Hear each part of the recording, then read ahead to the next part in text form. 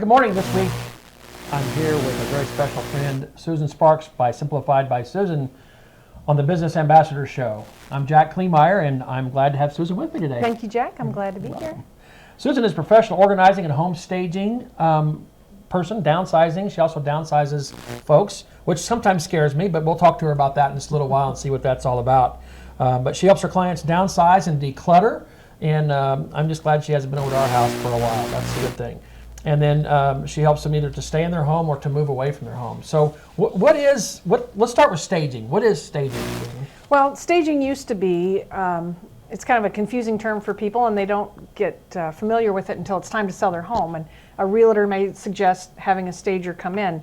And long ago, or when it first got started, it was things like, bake cookies so the house smells good, or put flowers on the table. Right. But it's become so much more now because of the internet. So what would take people 2 days to drive around and see 15 to 20 houses, they do at home on their tablet. They can scroll through quickly in that preliminary start of looking for a home. And you've got to make a wow impact. And so that's where staging comes into play, is to highlight your home, all the features in the best way possible, to make that buyer stop and go, oh, I want a second look at this. Right. Well, that's important because of the internet shopping. I mean, that's right. The piece about staging and decluttering. How's that different? Well, I think anytime if you've been online looking at a home and you start through the pictures, and you can tell a house that hasn't been staged because the picture is going to look like you're peeking in somebody's living room. Oh, okay. There's children's pictures on the walls, or a funky colored quilt that doesn't really go with everything, and there might be toys in the corner and that sort of thing. And so now, as a buyer, you think, oh, that's too personal. They don't want to see your personal things.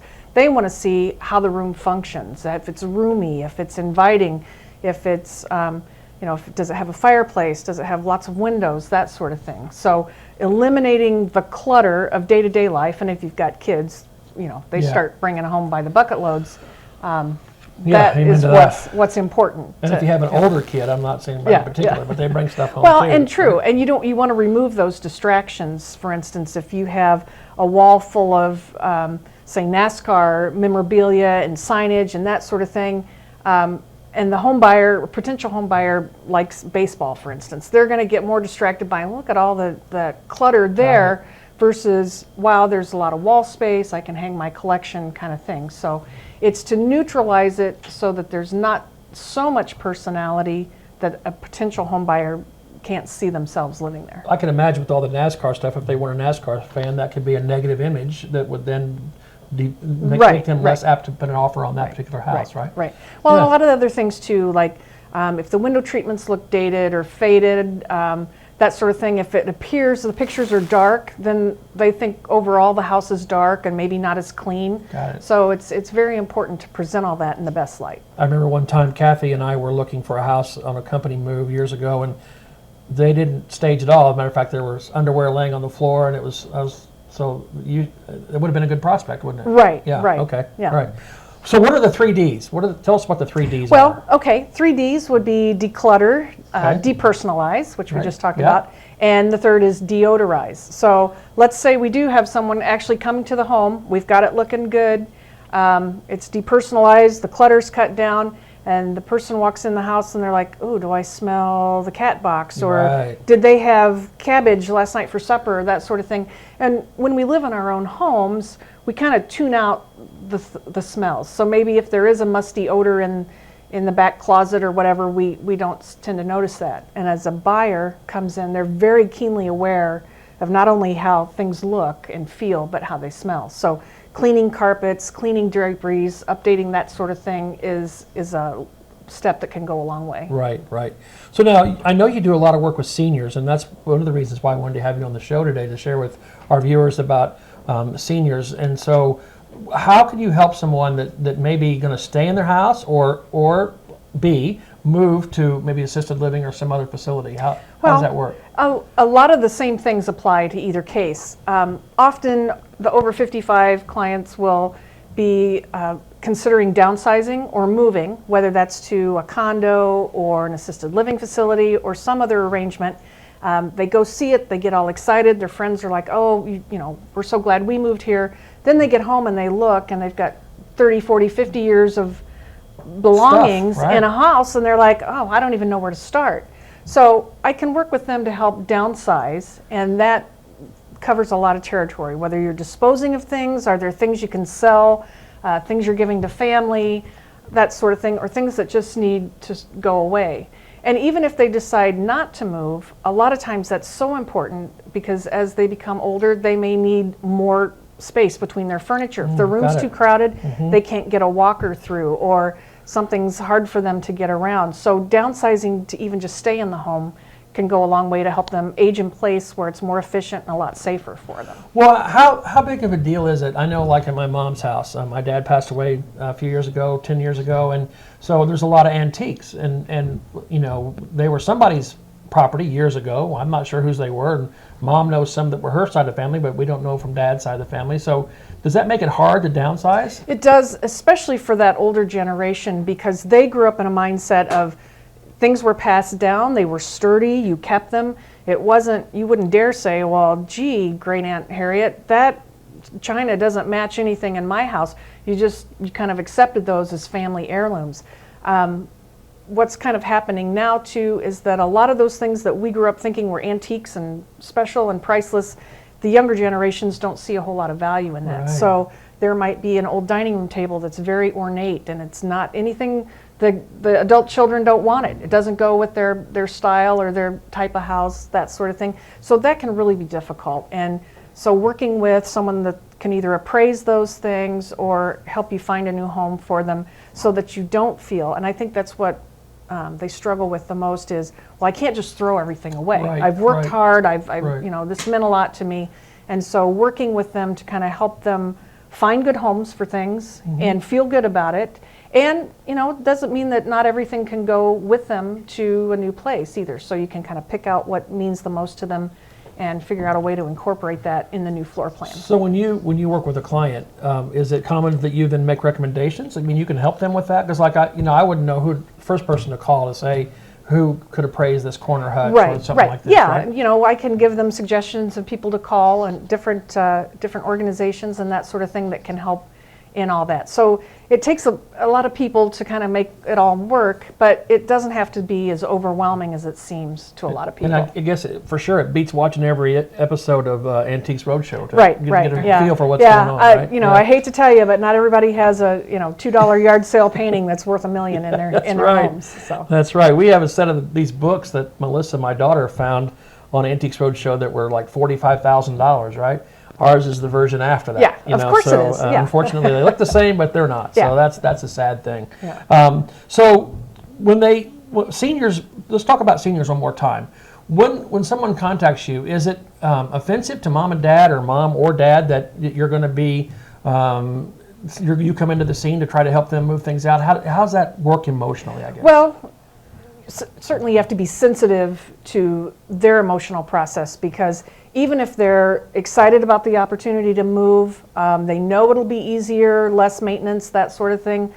They also realize it's a definite transition in life, and it's, hey, I'm entering a new stage. So a lot of times it's just taking the time to let them work through that and understand it's not wrong, it's not going to be bad, it's just going to be a different experience. You have a great home. It served you well. Now how can we turn that home into something that some other family's going to really enjoy living in? What can we do with some of those things that can't go with you to the new home? Great. That go to a good owner, somebody that can really use them? And so a lot of times, especially in dealing with adult children who live a little farther away, they kind of approach it from, okay, Mom, I'm going to rent a dumpster and Saturday we're going to clean out your house. Well, then Mom's like, wait a minute, you're not throwing away my stuff. So working through it the opposite way, prioritizing what's most valuable and working down from there really does help the process a little better. Well, how can our viewers, if they need to get a hold of you, what would be the best way that our viewers could get a hold of you? Well, they can contact me. I have my website is simplifiedbysusan.com, or you can give me a call at 317-660-1059. And I'd be happy to come out and get acquainted, see what they have, find out what their questions are, and we can discuss what's the best way to work together. Great. Well, I really appreciate you being on the Business Ambassador show this morning, Susan. Thanks Thank for you. coming. Well, great. I'm Thanks. glad to be here. Good. So we'll be right back. We'll be right back after these messages.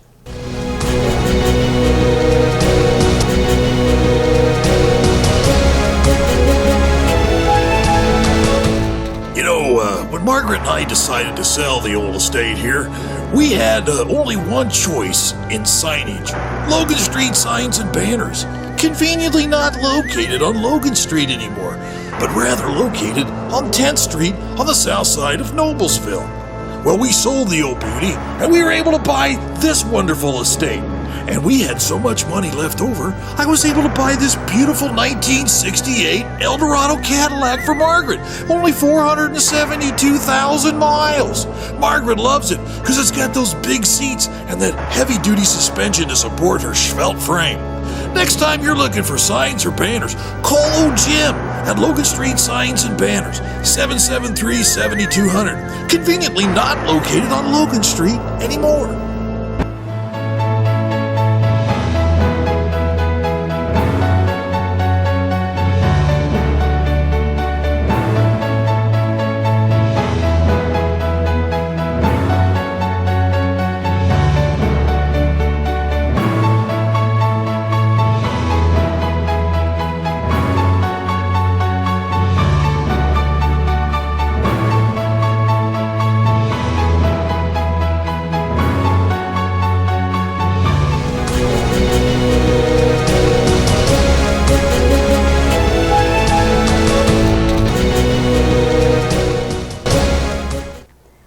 Welcome back to Business Ambassadors, and for this segment I'm happy to introduce to you Sylvia Runningen, who owns MyArt, which has several locations, and would you like to tell us a little bit about your business? Yes, Jackie. Well, to start out with me, all my life I've been in art. My dad was an artist and loved art so much I double majored in art in high school, believe it or not. Went to Ball State to study art and became a graphic designer.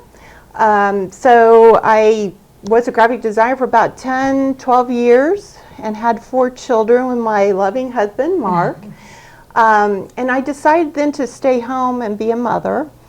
At that time I was doing some freelancing. I painted murals, I did pen ink drawings, and my daughter Gwen was very interested in art and wanted to get started in art classes.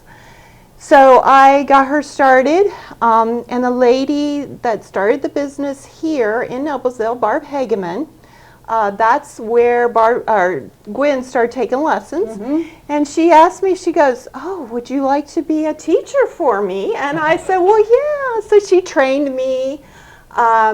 And I got started working as a teacher, kind of part-time with Barb, and I was a teacher for her for 10 years.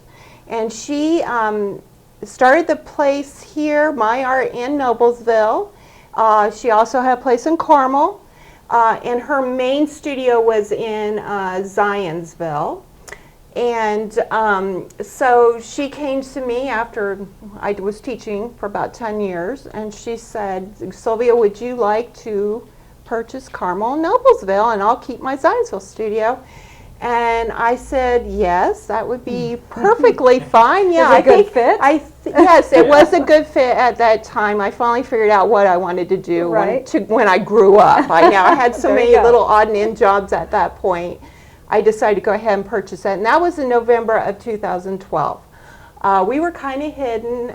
We were in the Wild Bookstore at that time, and I decided I wanted to get my own studio here in Noblesville. So we have the Noblesville MyArt that's on 10th Street here in Noblesville. And that's kind of by the clock. Yeah, it's everybody I think knows where the clock store's been there. Yeah, on the corner of 32 and and 10th Street alongside the clock store building. That's what I tell everybody. Yeah.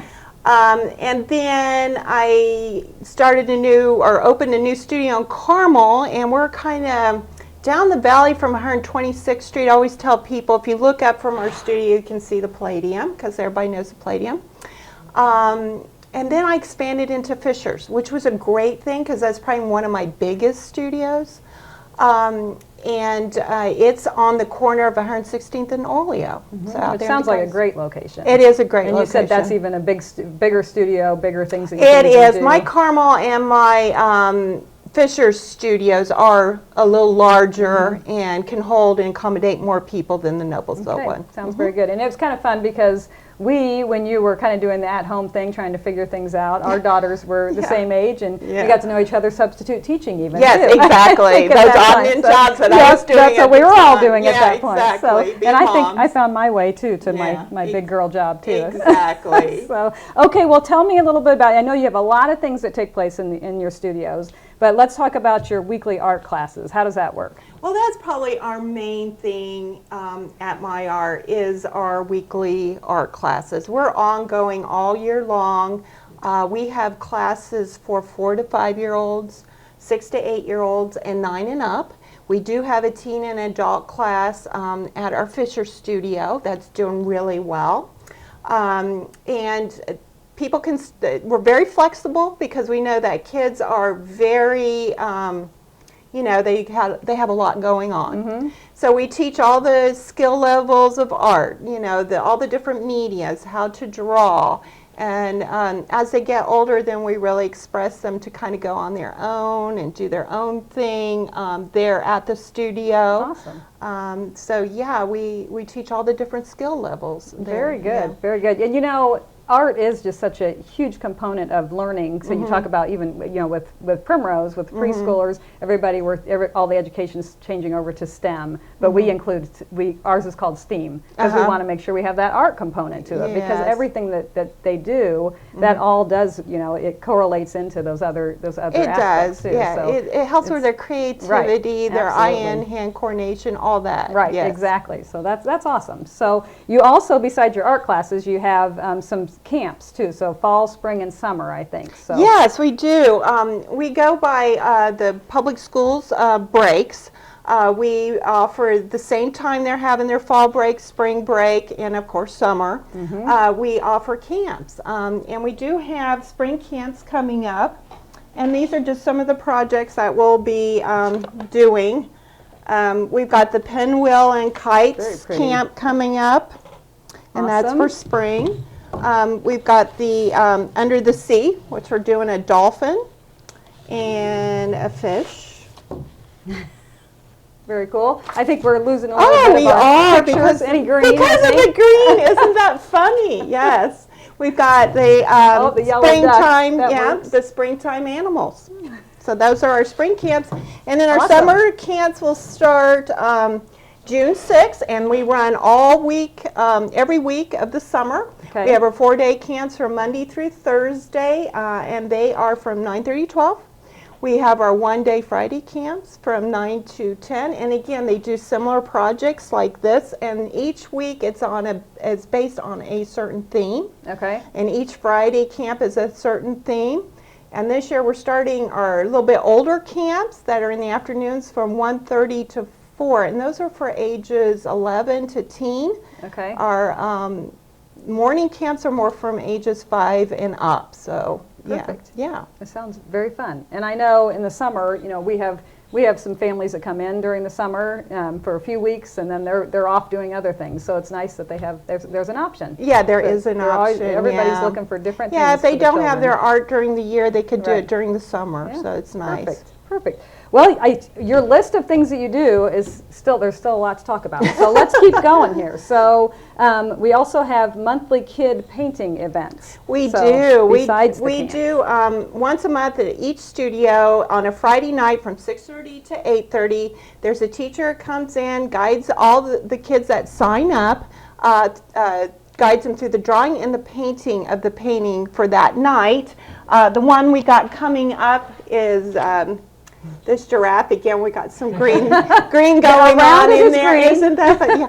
So this is the giraffe that we're going to be painting that's coming up in That's awesome. March. That's really cute. Kids just call. Okay, and then they sign up. How do Yes. they sign up for that? Well, they just call me. Okay. They just so, call and we me. can find your phone number on your website. Exactly, on the website or email. MyArtIndy.com, right? It's www.myartindy.com. Okay, perfect. That looks like a fun one. I want to paint that.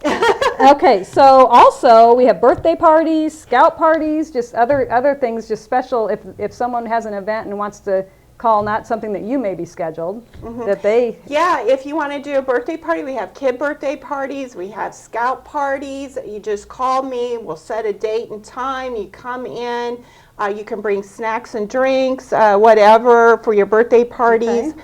We also, for adults, you can, if you have 5 or more ladies or family, you can come in. We also do adult parties. We also go to places. If you have more than what we can fit in our studio, we'll go to the to your office, to a facility that has tables and chairs, and we'll guide you through a painting. Well, that's what we were talking earlier during the first segment, and you said you even had someplace that you had how many people? Well, it was 240 over at Ball State, 120 per session, and we did some sororities over there. Learning to draw and do some pretty neat paintings. So yeah, we'll do that. So yeah, so if you have anything like that, definitely check out Sylvia and her MyArt. That's awesome. Not only do you have all this going on, you have an art show at Nickel Plate Arts, which yes, every like a perfect year fit. we do an art show for kids that have been taking classes. They can enter their piece in the art show. This is kind of example. This girl is 6, believe it or not. Oh my goodness. Yes, she's an amazing little artist. She's one of my students.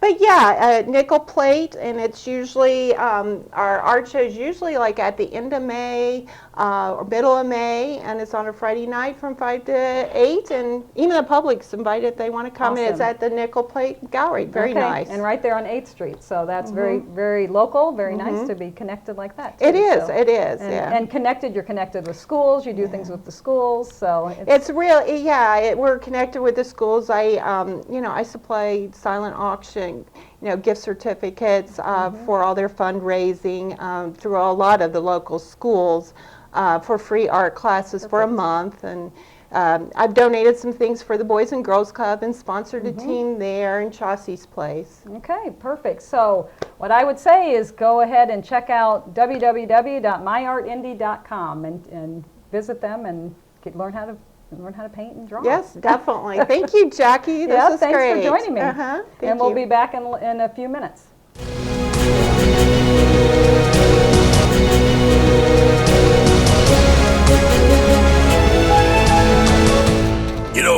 When Margaret and I decided to sell the old estate here, we had only one choice in signage: Logan Street signs and banners.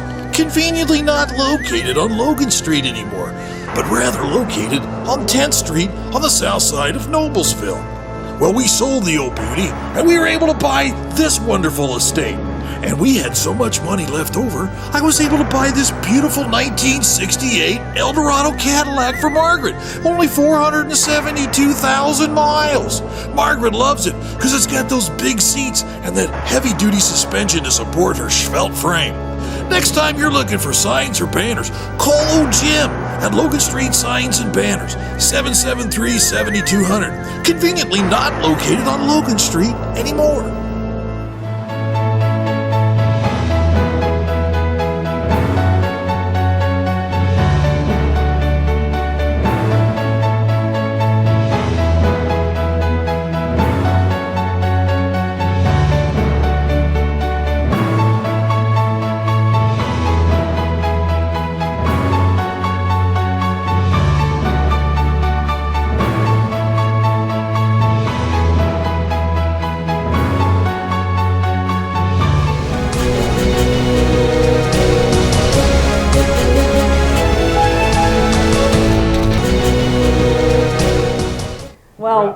Welcome back, and I think this is the Jack and Jackie show today. We're playing poker with anybody out there because we got a pair of Jackies.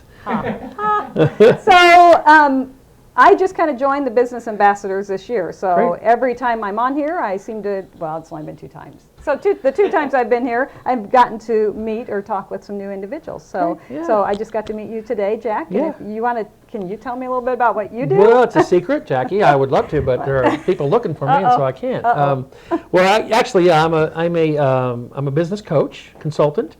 I facilitate masterminds mostly is my focus.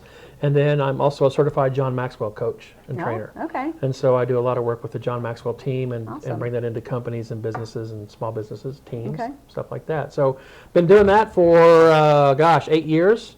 Good years, bad years, riding the wave, and Yeah. living the dream. What'd you say, 8 years? Is that Yeah, right? Yeah, that's when yeah. I opened my business. Yeah, so And now tell me about like you. What do you said, do? good years, bad years. Right, When you yeah. open right at the start of the recession. Right. Start doing those kinds of things. Right. Well, okay, so do you go into businesses that are here in Hamilton County, all throughout the country? All throughout the country, Nice. right? Yeah, All right. and then I'm Very just good. kicking off a national initiative with one lady. Her name's Karen Greenstreet out of Pennsylvania, and then a lady in California, Lori Wan, and me, and we're teaching mastermind facilitators how to be mastermind facilitators. Okay. So we have a program that just kicked off last week, actually, and it's Awesome. kind of neat to have people from London and South Africa and everywhere, Yeah. on the site. So Very that's good. really cool. That's neat. So tell me about you. What do you do? So I own the Primrose School of Noblesville. Okay. Which is a private preschool. We care for infants on up through a kindergarten program. And then Nice. we're right on the edge of Hamilton, or of Hamilton Southeastern schools and Noblesville schools. So we Okay. have before and after school care for children from about 6 different schools. So we have 2 Wow. buses and transport them back and forth before and after school. And so How so cool. right now, kind of the big thing right now is it's Valentine's week coming up. So we're Yes. having a sweetheart supper at our school, and we Oh, nice. our whole school, I think, kind of the feel for it is that we want it to be very family friendly. It's an extension Good. of everybody's home, so that's Yeah. that's what we do. And How cool. I get to go in and hang out with 1-year-olds, and How fun. it is. I know back in my day we had chocolate, we had candy. Do the kids get candy these days? Or We don't do too much of the Oh, candy. man. We actually went to a healthy menu, and Okay. it's really interesting. Carrots with or- carrots? Okay, good. Yeah. There are yeah, carrots. Yeah. We do a lot of pita and like veggie pita sandwiches and things like that. And you think, oh man, for children. And when I was young, that would have been I don't know about that. Right, right. And so, but it's interesting to watch as it's been over a year now, and the older students, maybe they're waiting for the snack that might be something that they tend to like. But those younger students, they're all into it. Oh, The that's neat. 1-year-olds, 2-year-olds, 3-year, they get it because they're having the healthy menu, right away before they really realize what those other options were. That is so cool. I have Yeah. a 12-year-old and a 13-year-old, and they're real picky eaters. And Libby, our 13-year-old, mostly chicken and fries, Yeah. chicken and noodles, but she loves kale. So now Oh, she's having well, there you salads go. and kale, and it's like, I don't even like kale. It's like, Why where do did you that like come this? from? It's just but crazy. then take advantage of it, right? Yeah. Well, how do you get students? How do you recruit for that? Well, just as far as coming to the school, Yeah. a lot of it's word of mouth now. So because we opened in the recession, that was a little more difficult because to get students to start with us. But once you kind of hit that, you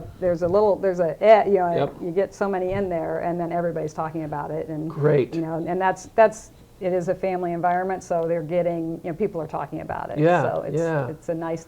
That's my favorite part is when a parent drops off and they leave with a smile on their face, because I remember when I had to drop my children off, Yeah. that feeling of, is it okay? Is it okay that I'm going to work? And you want them to be able to focus on their day. Right, Right. right. So yeah, How that's fun. a really good feeling. How fun. So then you have from kindergarten, you said? No, from So from infants on up So to infants kindergarten. on up to kindergarten. Yep. So we can have a 6-week-old.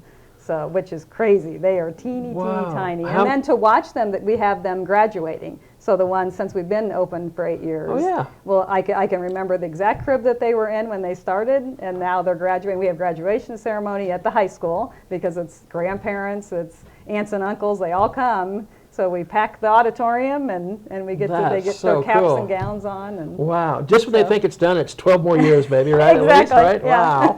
But they're Wow. all set, hopefully. So Yeah, ready yeah. to Well, that's learn the and- key. That's the time when it matters whether they'll be in jail or they'll be a productive citizen, Well, right? exactly. I mean, that's huge time. And that's what you're teaching them. Everybody wants to know that they're academically doing great in the preschool area, but really it's about those skills in our dramatic play, when they're over there playing with their friends, or they're expected to sit down and perform in a group, or prepare something in a group. So what a neat thing. So that's the biggest concepts that you Wow, want to get that is across. that is so cool. yeah. That is so neat. Well, so I one of my favorite clients is a principal of a charter school. Okay. And I hear stories vicariously through him, and so, but of course his are K through 6 now, Okay. K through 6, right? Okay. So, but it's how neat. That is just so neat. Yeah. And then, so how does somebody get a hold of you? How do they? So you can find us at primrosenoblesville.com. Okay. So you can find the website there, or our phone number 773-4900. 773-4900. Yep. Great. Yep. They can find me at gybcoaching.com. GYB stands for Grow Your Business, or green, yellow, blue, whatever helps you remember it.